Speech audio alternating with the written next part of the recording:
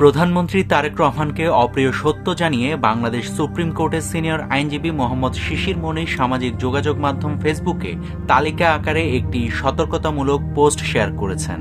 শুক্রবার নিজের ভেরিফাইড ফেসবুকে তিনি এই পোস্ট শেয়ার করেন। পোস্টে শিশির মনির লিখেন, আজ আমি আপনাকে কয়েকটা অপ্রিয় সত্য কথা বলবো। আপনি এখন ক্ষমতায়, তাই আপনাকে অনেকেই এসব কথা বলতে চাইবে না, আপনাকে সংকোচ বোধ করবে, কেউ কেউ ভয় পাবে।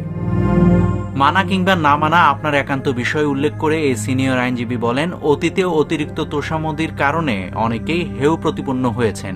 ডিগ্রির পর ডিগ্রি, উপাধির পর উপাধি, কত কি, শেষ পর্যন্ত কোনো কিছুই তাদের রক্ষা করতে পারে নাই। ইদানিং দেখছি আপনি এবং আপনার পরিবারকে নিয়ে একই কাজ করা হচ্ছে। কে করছে, কেন করছে, আপনি ভালো বলতে পারবেন।